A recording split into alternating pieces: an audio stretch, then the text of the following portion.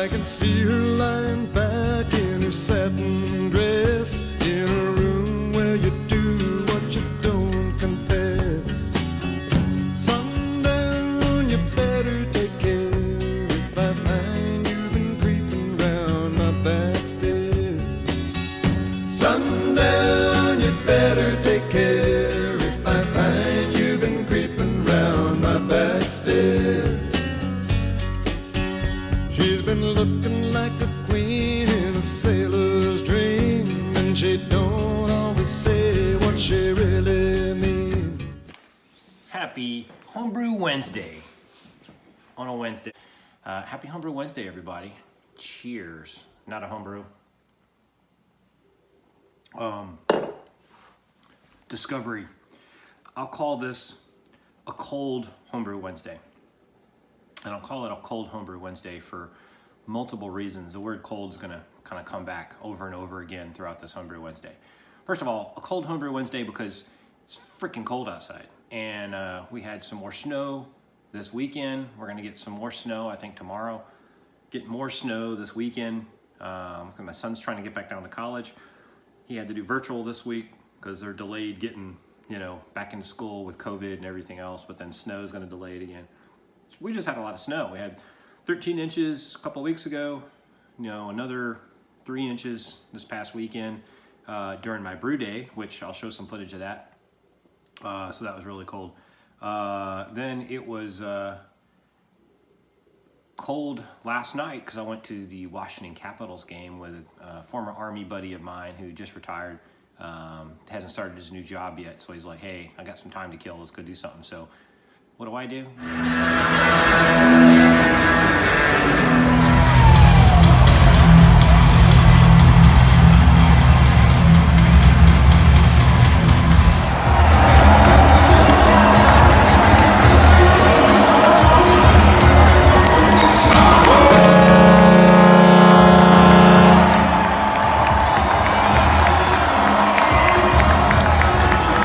And they won in overtime. Boom! Against the Winnipeg Jets. It was awesome. It was really cool. They put the Canada flag up. You sing both national anthems, and there's some Canadians sitting around us, and so we had fun, jabbering with those guys. But it was a great game. It was like 3-3 going into overtime. I even thought we might get to a shootout. But even going to the game, it started at 7. I got home at like a little after 10:30. And that's going into overtime. So just getting to the Capital One Arena is pretty easy for me, going using Metro and all that. It was just a great night, and it was fun hanging out with my buddy Andy. So that was cold. And the last thing I'll talk about cold is I had a new beer style discovery, new to me, which I made a comment on the all grain brewers Facebook page, and it started a shitstorm. But cold IPAs, never heard of this. So a cold IPA, I found one in the cooler at my local bottle shop at near my house, and said, hey, I've never had this, but 7.2%. Looks like a good beer. Brought it home. It was called like Space Monkeys or Space Monkey Mafia or something like that, which perplexed me. I didn't even know it was a cold IPA. I didn't know that there was such a thing. I just got it because it had the Space Monkey Mafia on the front. It was like some monkeys with space helmets, and they were carrying, guns or bananas instead of guns. I mean, they're supposed to be mafia. They're in suits. I thought that was kind of funny. So anyway, I get this thing home and I crack it open, and my wife is standing probably 5 feet away. She's like, oh my God, that smells good. What is that? And I go, wow, it does smell good. And the hops are just banging from the can. I hadn't even poured it yet. And it was, I wasn't even pulling up to my nose. I could smell it like 3 feet away.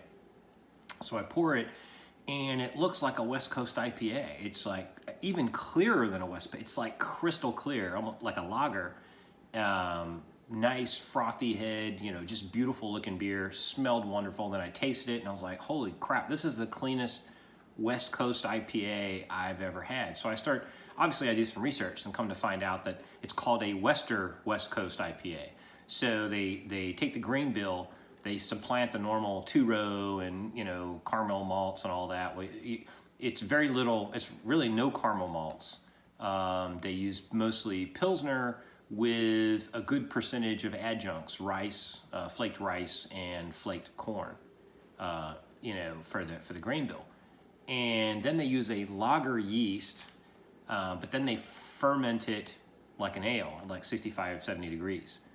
And the dry hop, the other difference is the dry hop, they put the dry hops in right at the end of late stage krausen, so you get biotransformation on the hops. So 3 differences is rather than a pale grain bill, it's a kind of a Pilsner type, grain bill with adjuncts, lagering at ale temperatures, and then late stage hop additions for biotransformation.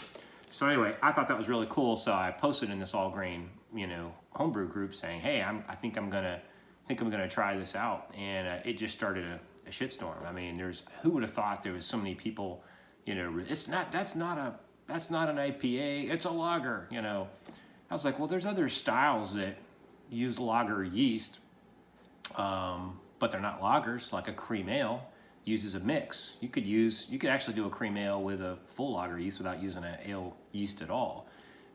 Plus this cold IPA isn't lagered. It might use a lager yeast, but it's not lagered. It's not, fermented really cold and then, over a period of like months. It's then you got this biotransformation and late hops addition, which you don't normally do to a lager. So there's all these things about, so anyway, the cold's a moniker. They're basically saying it's an IPA that tastes like it was fermented like a typical cold fermented beer, like a lager, like a Pilsner, like a, and so, a lot of people were like, it's just an IPL. Well, I read this article about it, and there's two kinds of IPL.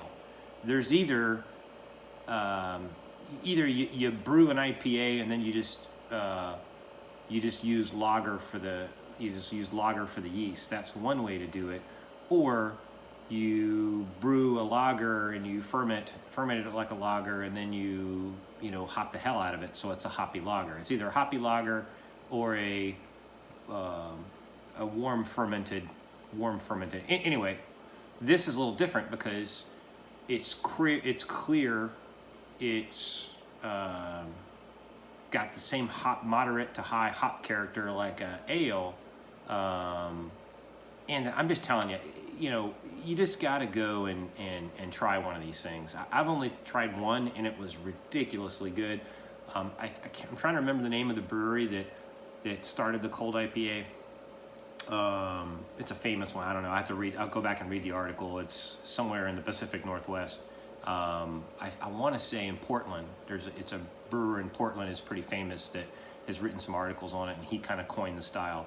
But man, this group, we had all kinds. I mean, there was some people that were defending me, like, hey, the guy's just trying to share with you something new, and it just, I guess it's like a, resistant to change, anti-change agent, that kind of thing, or I don't know. Some people just get kind of snarky. I was really just kind of, befuddled that there was just so much, animosity towards someone talking about this new, about this beer style.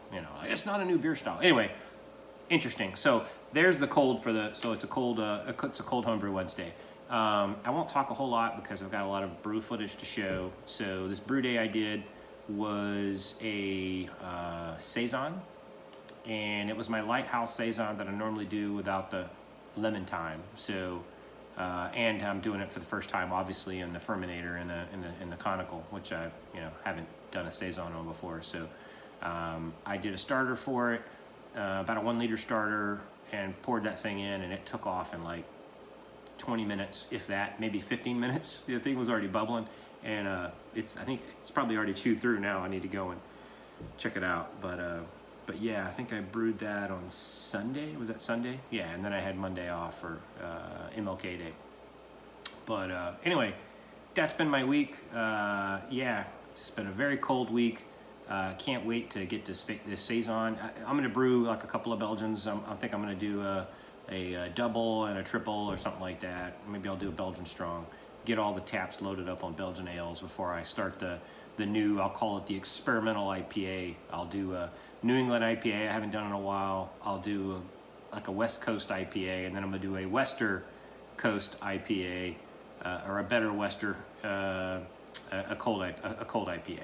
So anyway, all that said, enjoy the brew day, more footage than I usually do, and have yourself a happy homebrew, and have a very, very, especially you guys about to receive beer mails once the UPS guy picks it up, a very, very happy homebrew Wednesday. Cheers. Come on, Caps, keep going. Okay, so this is the Saison grist. As you can tell, there's a lot of flaked wheat, flaked wheat and rice hulls in there. I am mashing in right now. Gotta get to 151. So this is a good looking mash.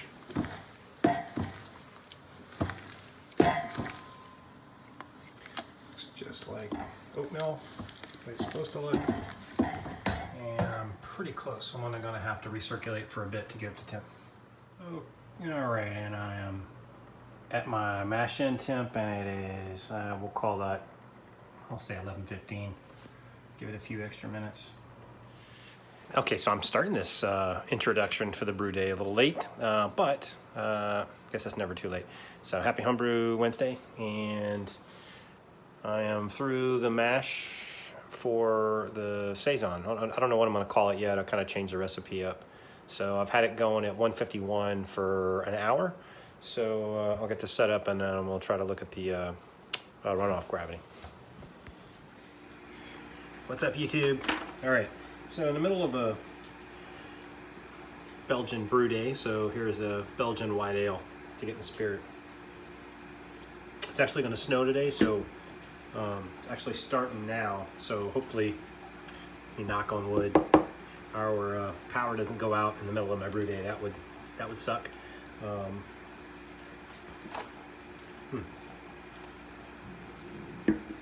So what I'm brewing is a Belgian Saison with a pound of candied sugar that's going to go in the boil kettle, dry it out a little bit. It's a recipe that I do a lot called Lighthouse Saison, but I'm not using the lemon thyme that I usually have in my wife's garden.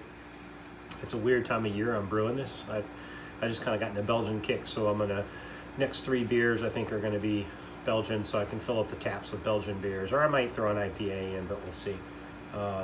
But yeah, I'm just on a Belgian kick right now, so means I'll have to send one of my friends down in Florida a beer mail because he likes Belgian beers. So my daughter's boyfriend gave me this shirt for Christmas, so beer engineer, so it's appropriate wear. So yeah, what else? So the grain bill is about 9 pounds of 2-row Belgian 2-row, and a pound of Vienna, and then two pounds of flaked wheat. I think that's it. Yeah, and then for hops, I was going to use an ounce of Styrian Goldings at 60 minutes, or Styrian Solea. I think that's what it is. At 60 minutes, and then a bunch of East Kent Goldings, like a ounce spread out over the last 30 minutes. I don't have all those hops, and apparently I forgot to order one of the hop varieties when I was at the homebrew shop, so I'm making do with a whole bunch of Solea. It'll have me enough to get me around 28 IBUs or 29 IBUs, which is about what I want, so I should be good. You know, hops aren't really a big part of a Saison anyway. It's all about the yeast, right? The spiciness. So anyway, just about halfway through the sparge right now. I'm trying to ramp up and finish before the snow starts. Cheers. Right. Nice color, nice clarity. I don't know if I want my Saison to be that clear though. I don't think I'm gonna put any Werflock in this one because I kind of want a little bit of haze, kind of like the Saison DuPont, right? All right, so here's the wort I collected. This is before I put the candied sugar in. And you'll see that I was looking for 1051 before I put the candied sugar in, and here's what I got. Okay, so my pre-boil, actually my post-mash was supposed to be 1051, and then I was supposed, and so I had that, actually no, 1051, and then after you add the candied sugar, it was supposed to be 1056. So I was at 1051 on the post mash. And then I added the candy sugar and I went to 1055, so that's pretty darn close. So happy. And this is outside. So it's a snow day. All right, getting close to boil, hot break.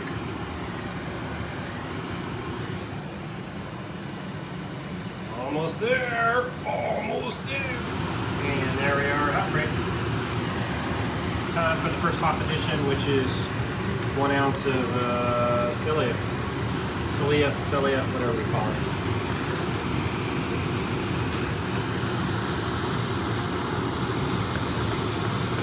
Yeah, we have to close it. We do not want to boil over, that would suck.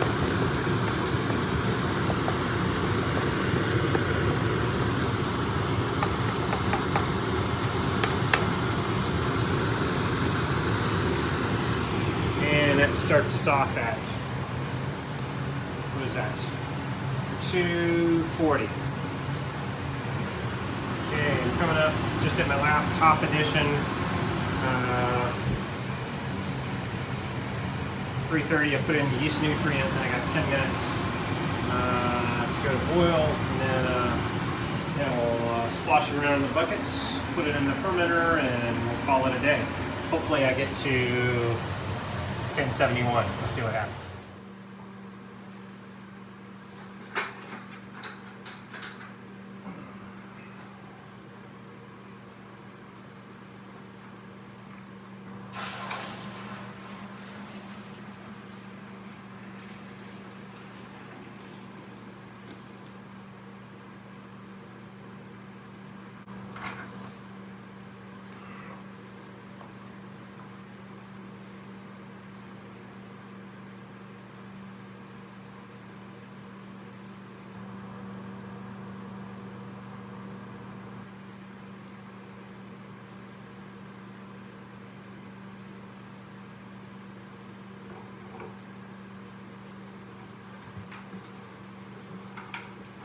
So that was about 6 gallons went in.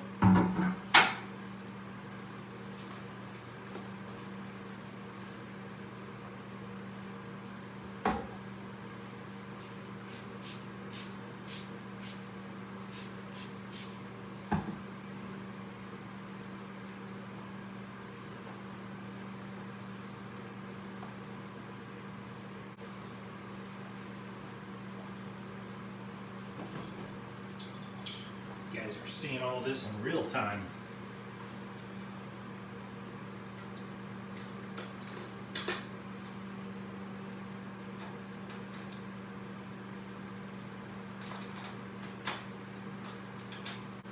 Especially if you're doing pressure fermenting.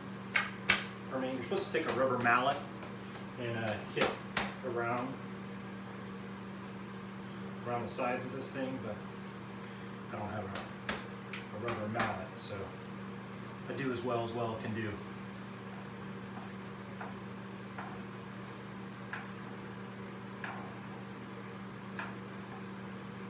Finger tightening won't get it if you're doing pressure ferment. I think it's okay if you're doing what I'm doing, which is I'm not pressure fermenting on this one.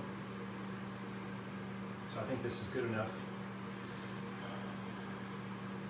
And there we go, 1066. Ended up, I was shooting for 1071, I hit 1066. That's probably gonna be a 6.8% beer. If it ferments even lower than I expect it to, it might even get to 7. So I think that's good for a Saison. I think 6.8 is about usually what it is. I thought 7.2 was gonna be a little high for the Saison with the amount of grain that I had. Cheers.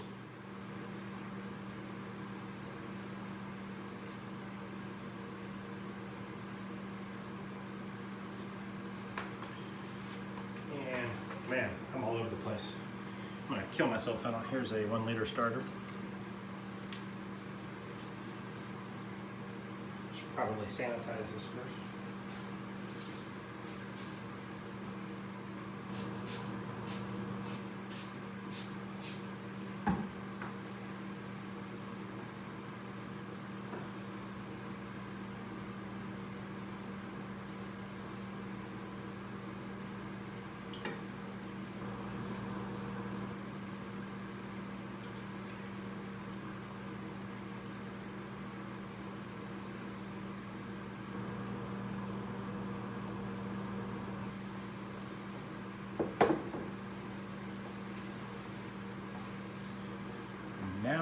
good.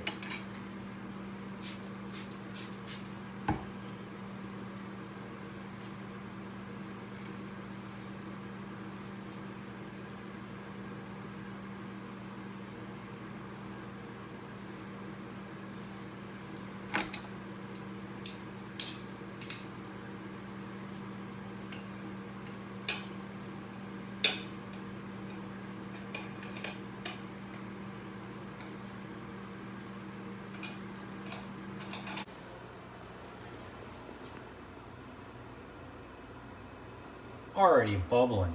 Can you believe that? Man, and I just brewed this thing. Holy crap. Okay, this is the next morning. This thing was bubbling literally minutes after I dropped it. Now it's going pretty well. And I'm using this little attachment here for the fermentator. I put a clamp on just to be on the safe side. I probably didn't need it, but yeah, I love this thing. And then I kind of put this heat wrap around it, and it's kind of nice. I got it plugged in right there. I love my setup. Yeah, nice Saison. Hope it turns out well. I got a pretty high temp going up with the heat wrap. So what is that? If you can read the temperature there, it's, you know, just under 80, I think. Actually, no, just under 90. Wow. So it's about, I don't know, 87 degrees.